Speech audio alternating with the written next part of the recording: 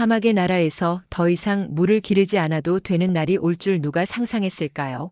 그리고 그 기적은 우리가 생각지도 못한 한 나라에서 시작되었습니다. 그들이 준 건 단순한 기술이 아니었습니다. 삶을 바꿔낸 하나의 철학이었죠. 이 놀라운 변화의 주인공이 궁금하시다면 좋아요와 구독으로 함께 해주세요. 진짜 이야기는 지금부터 시작됩니다. 저는 케냐 북부 투르카나 지역에서 태어나고 자란 칼레브 키프티입니다. 어릴 때부터 물 한 방울의 소중함을 뼈저리게 느끼며 살아왔죠. 우리 마을에서는 물을 구하기 위해 하루에 몇 시간씩 걸어야 했고 그마저도 흙투성이 물을 마셔야 하는 날들이 많았습니다. 그런 환경에서 자란 저는 자연스럽게 물과 관련된 기술에 관심을 갖게 되었고 나이로비 대학에서 환경공학을 전공했습니다. 졸업 후에는 정부 산하물자원 관리청에서 일하게 되었는데 아이러니하게도 제가 담당하게 된 프로젝트가 바로 제 고향 지역의 물 문제 해결이었습니다. 20대 후반 처음으로 독일 기술진들이 우리 지역에 설치한 대형 정수시설을 보았을 때의 감동은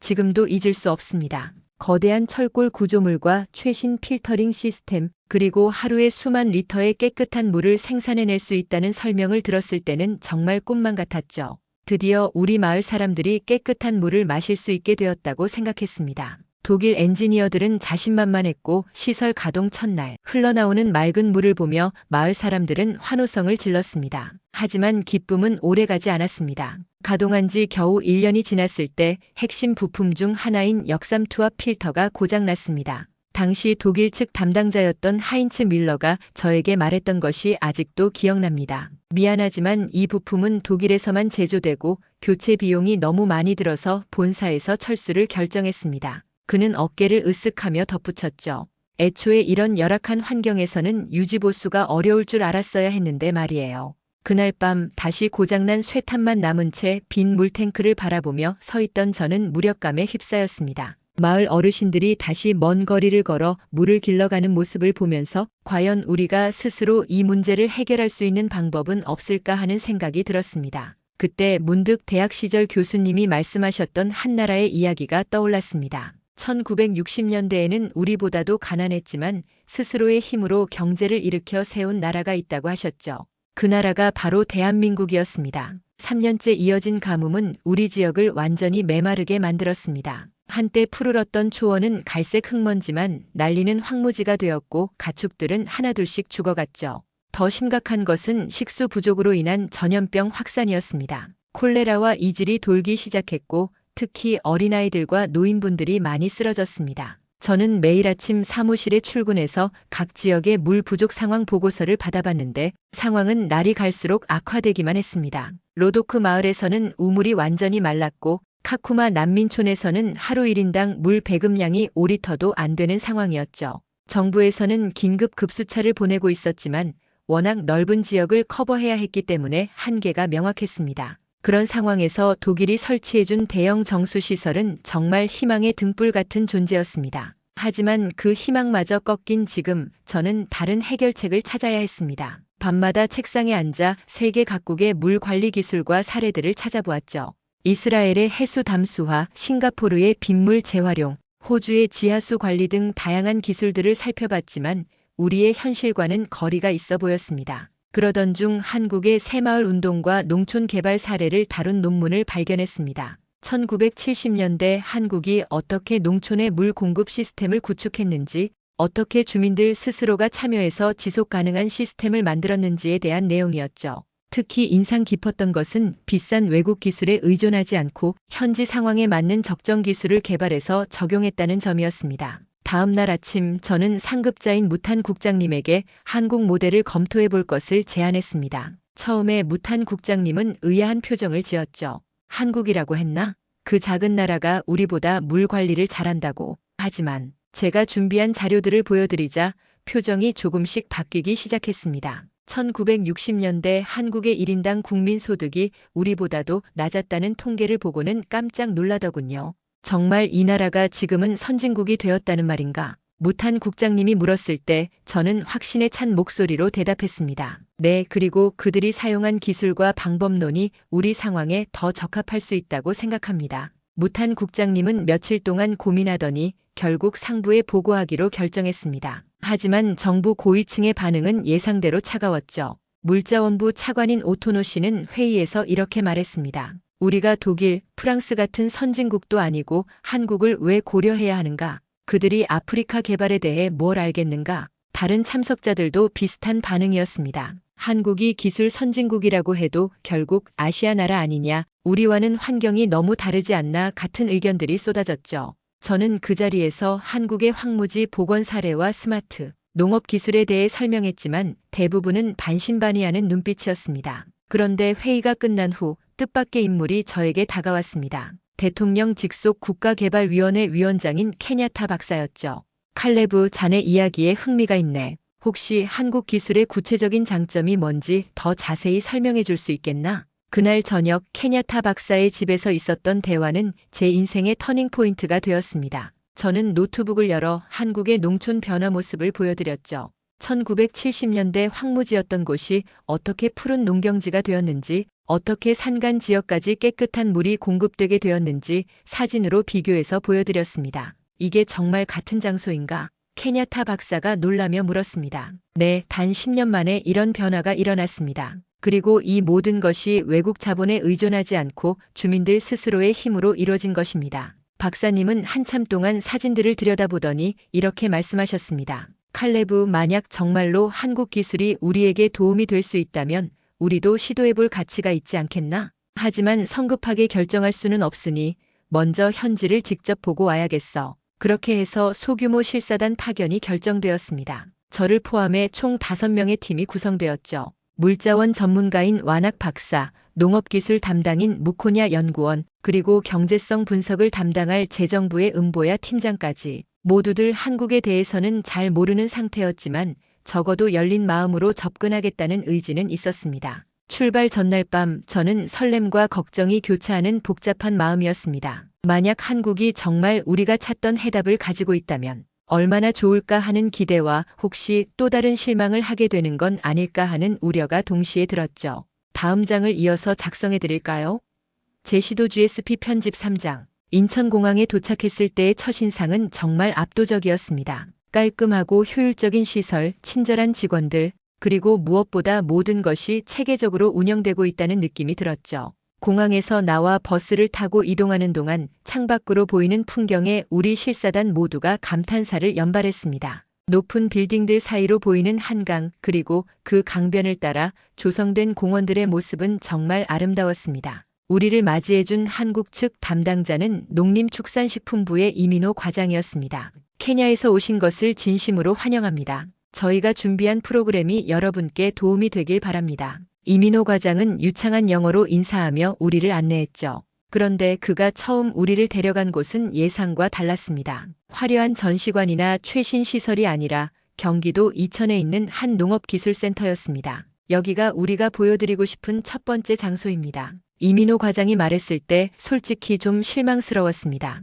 건물 외관은 그저 평범한 시골 관공서 같았고 주변 풍경도 특별할 것 없는 농촌 마을이었죠. 하지만 건물 안으로 들어가는 순간 우리의 생각이 완전히 바뀌었습니다. 센터 내부는 최첨단 기술로 가득했습니다. 드론이 논밭 위를 날아다니며 작물 상태를 모니터링하고 인공지능이 토양 상태와 기상 조건을 분석해서 최적의 물 공급량을 자동으로 조절하는 시스템이 가동되고 있었죠.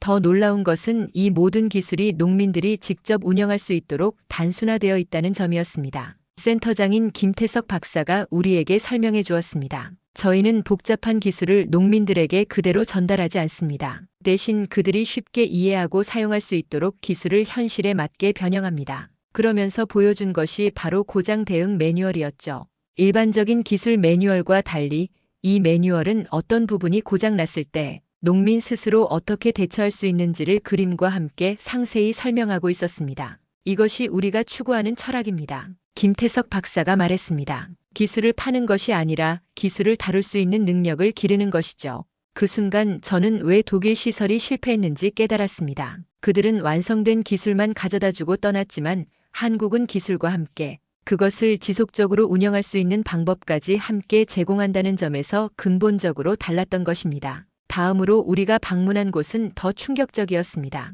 센터 한쪽에 마련된 실패 사례 전시실이었죠. 여기에는 그동안 실패한 기술들과 그 원인들이 상세히 전시되어 있었습니다. 함께 온 완학 박사가 놀라며 말했습니다. 실패를 이렇게 공개적으로 전시하는 나라는 처음 봅니다. 이민호 과장이 웃으며 설명했습니다. 실패는 숨기는 것이 아니라 배우는 것입니다. 저희는 실패에서 얻은 교훈을 다음 기술 개발에 반영하고 다른 나라들과도 이런 경험을 공유합니다. 그래야 같은 실수를 반복하지 않죠. 둘째 날 오전, 우리는 충청남도에 있는 국립농업과학원 스마트 농업 실증단지를 방문했습니다. 이곳의 규모는 생각보다 소박했지만 내부에서 일어나는 일들은 정말 놀라웠습니다. 거대한 온실 안에서는 인공지능이 식물 하나하나의 생장 상태를 실시간으로 모니터링하고 있었고 물 공급부터 영양분 조절까지 모든 것이 자동화되어 있었죠. 하지만 더 인상 깊었던 것은 이곳에서 일하는 사람들이었습니다. 한국인 연구원들과 함께 아시아, 아프리카 출신의 연수생들이 나란히 작업하고 있는 모습을 보니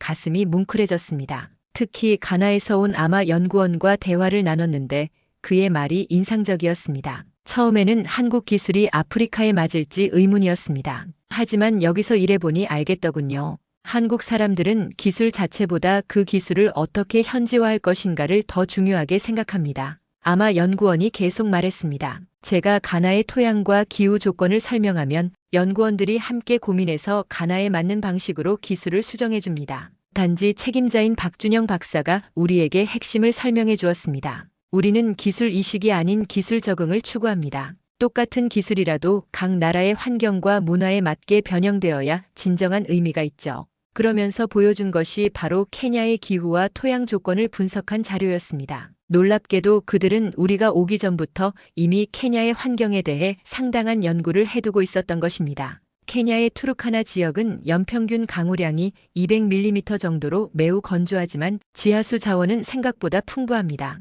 박준영 박사가 설명했습니다. 문제는 지하수를 효율적으로 끌어올리고 그것을 농업용수로 활용할 수 있는 시스템이 부족하다는 점이죠. 저희가 개발한 태양광 구동 펌프 시스템과 점적 관계 기술을 결합하면 충분히 해결 가능합니다. 오후에는 실제 농장을 방문했습니다. 평택에 있는 한 스마트팜에서 토마토를 재배하는 이철수 농부를 만났는데 그분의 이야기가 정말 감동적이었습니다. 저는 원래 전통적인 방식으로 농사를 지었습니다. 하지만 기후변화 때문에 수확량이 계속 줄어들더군요. 그래서 스마트팜 기술을 도입했는데 처음에는 복잡해서 포기하고 싶었습니다. 이철수 농부가 계속 말했습니다. 하지만 정부에서 나온 기술자들이 제가 이해할 수 있을 때까지 계속 설명해주고 도와주더군요.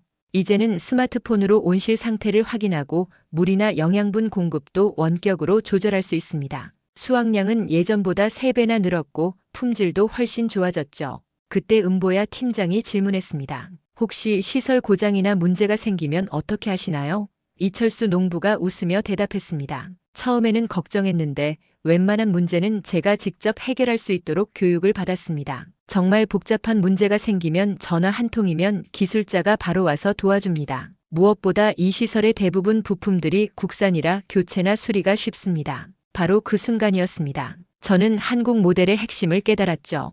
그들은 기술을 파는 것이 아니라 기술을 다룰 수 있는 사람을 기르는 것이었습니다. 케냐로 돌아가는 비행기 안에서 저는 며칠 동안 본 것들을 정리하느라 잠을 이룰 수 없었습니다. 한국에서의 경험은 제가 생각했던 것보다 훨씬 더 충격적이었죠. 단순히 기술이 뛰어나다는 차원을 넘어서 완전히 다른 철학과 접근 방식을 가지고 있다는 것을 깨달았습니다. 함께 간 실사단 동료들도 비슷한 마음이었는지 모두들 흥분된 표정으로 서로의 소감을 나누고 있었습니다. 나이로비에 도착하자마자 우리는 긴급 보고서 작성에 들어갔습니다. 평소 같으면 며칠에 걸쳐 천천히 정리할 보고서를 하루 만에 완성했죠. 왜냐하면 우리 모두가 한 가지 확신을 갖고 있었기 때문입니다. 한국 모델이야말로 케냐가 찾던 진정한 해답이라는 확신 말이죠.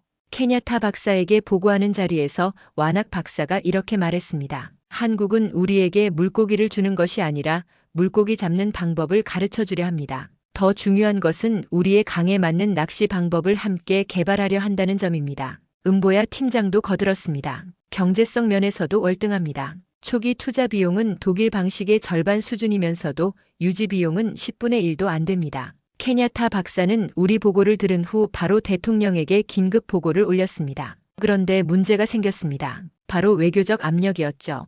독일 대사관에서는 기존 계약을 파기하고 다른 나라와 협력하는 것은 외교적 결례라며 항의했고, 미국과 중국에서도 각각 자신들의 기술이 더 우수하다며 로비를 시작했습니다. 대통령 집무실에서 열린 회의는 정말 치열했습니다. 외무부 장관은 독일과의 관계 악화를 우려한다며 신중론을 폈고, 재정부 장관은 검증되지 않은 기술에 국가 예산을 투입하기 어렵다며 반대 의견을 냈죠. 하지만 케냐타 박사는 흔들리지 않았습니다. 각하, 지난 10년간 우리가 서구의 원조에 의존해서 얻은 결과가 무엇입니까?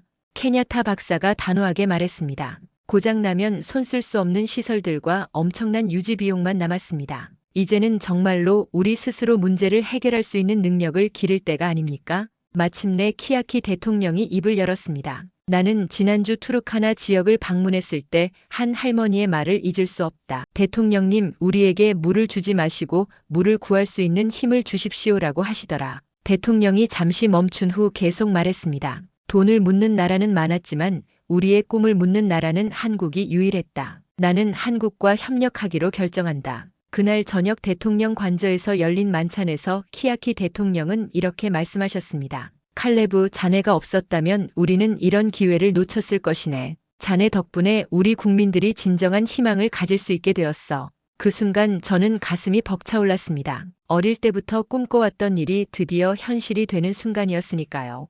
협약 체결식은 한 달 후에 열렸습니다. 한국에서는 농림축산식품부 장관과 한국국제협력단 이사장이 직접 케냐를 방문했죠. 조인식에서 한국 측 대표가 한 말이 지금도 잊혀지지 않습니다. 우리는 케냐의 기술을 파는 것이 아닙니다. 케냐와 함께 케냐만의 기술을 만들어가고 싶습니다. 그날 밤 고향 마을 어르신들에게 전화를 걸어 소식을 전했을 때 들었던 환호성은 평생 잊을 수 없을 것 같습니다. 칼레브, 정말 이제 우리 마을에도 깨끗한 물이 콸콸 나오게 되는 건가? 할아버지의 떨리는 목소리를 들으며 저는 이제 정말 새로운 시작이라는 것을 느꼈습니다.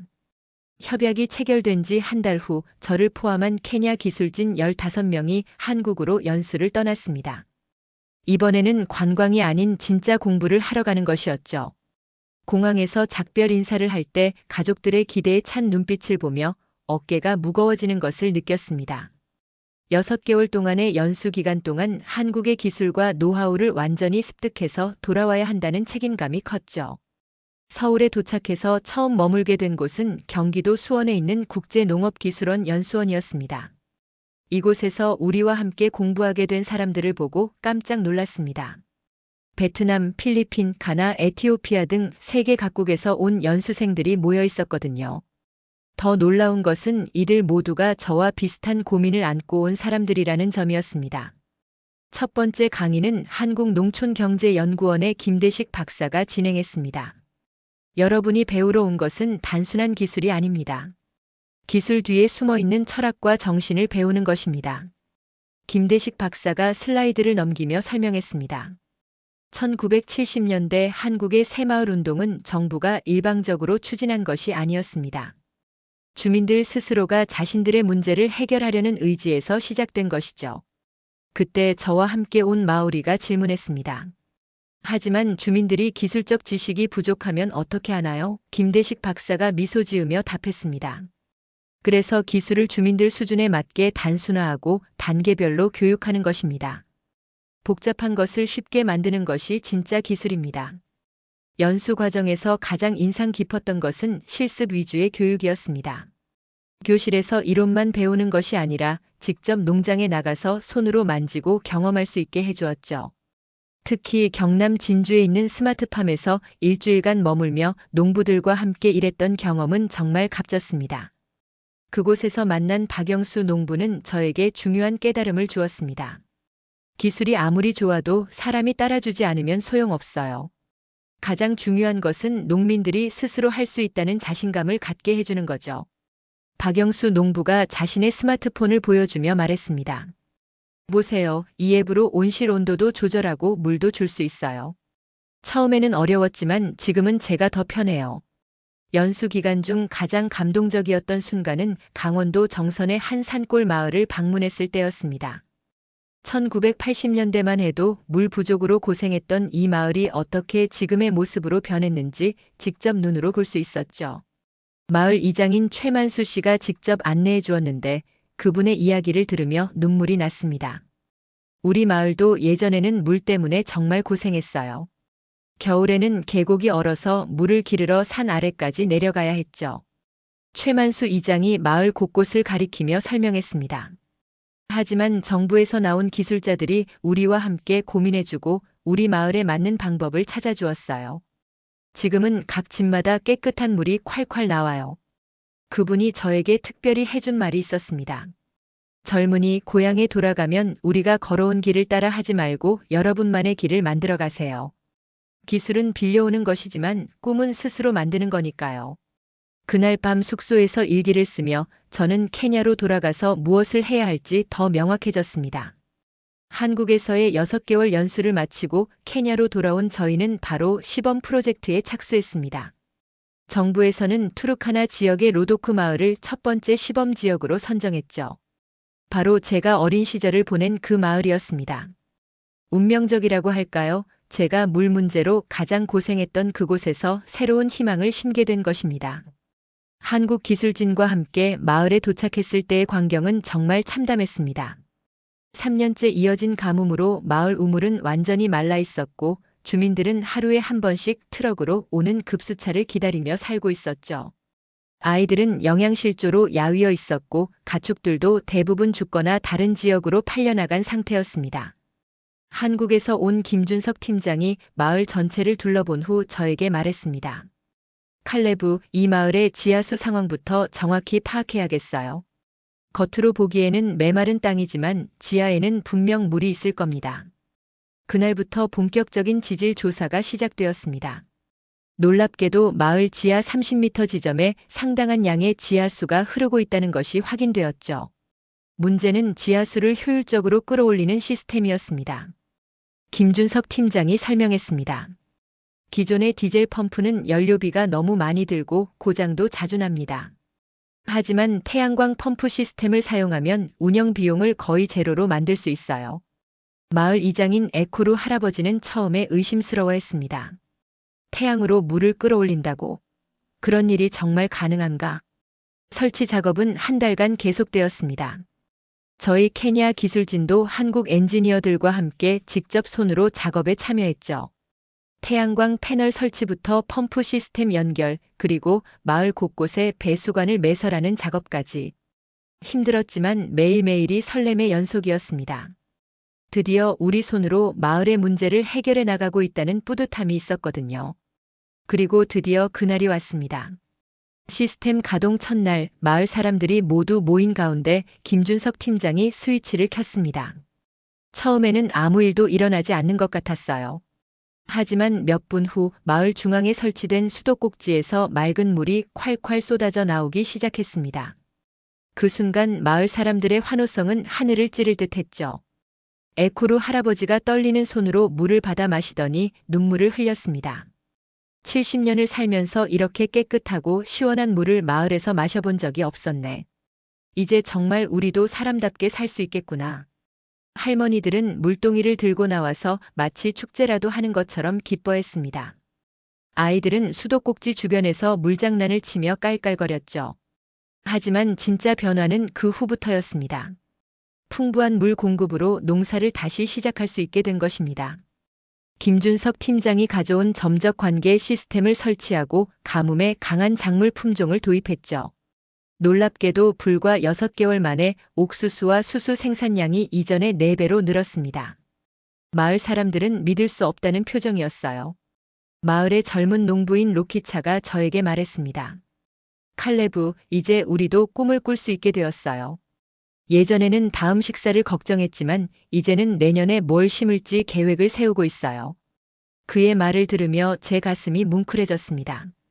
단순히 물을 공급한 것이 아니라 사람들에게 희망을 되돌려준 것이라는 생각이 들었거든요. 시스템이 안정적으로 가동된 지 1년이 지났을 때 마을에는 완전히 다른 풍경이 펼쳐졌습니다. 메마른 황토빛 땅이었던 곳곳에 푸른 작물들이 자라나고 있었고 아이들은 건강한 모습으로 학교에 다니고 있었죠. 무엇보다 마을 사람들의 표정이 밝아졌습니다. 절망 대신 희망이, 체념 대신 의욕이 그들의 얼굴에 가득했습니다. 로도크 마을의 성공 사례가 알려지면서 인근 지역에서도 비슷한 시스템 도입을 요청하기 시작했습니다. 케냐 정부는 이를 국가 차원의 프로젝트로 확대하기로 결정했죠. 저는 한국-케냐 기술협력 프로젝트의 현지 총괄 책임자로 임명되었습니다. 어릴 때 물을 찾아 헤매던 소년이 이제는 전국의 물 문제 해결을 책임지게 된 것입니다. 더 놀라운 일이 일어났습니다. 우간다, 탄자니아, 에티오피아 등 주변 아프리카 국가들에서 케냐의 경험을 배우고 싶다며 연수단을 보내기 시작한 것입니다. 얼마 전까지만 해도 다른 나라의 도움을 받던 우리가 이제는 다른 나라를 도와주는 입장이 된 거죠. 정말 믿기 어려운 변화였습니다. 지난달 나이로비에서 열린 아프리카 물관리 포럼에서 저는 기조연설을 했습니다. 연단에 서서 각국 대표들을 바라보는 순간 가슴이 벅차올랐습니다. 우리 케냐는 더 이상 도움을 받기만 하는 나라가 아닙니다. 이제는 우리의 경험과 기술을 이웃 나라들과 나누는 나라가 되었습니다. 청중석에서 큰 박수가 터져 나왔습니다. 특히 우간다 대표단이 일어서서 박수를 치는 모습을 보니 정말 감동적이었어요. 발표 후 우간다 물자원부 장관이 저에게 다가와서 말했습니다. 우리도 케냐처럼 자립할 수 있는 방법을 배우고 싶습니다. 도와주시겠어요? 그때 저는 한국에서 배운 정신을 떠올렸습니다. 받은 것을 다시 나누는 것, 그것이야말로 진정한 발전이라는 것을요. 물론입니다. 우리가 한국에서 배운 것처럼 이제는 우리가 여러분과 함께 배워나가겠습니다.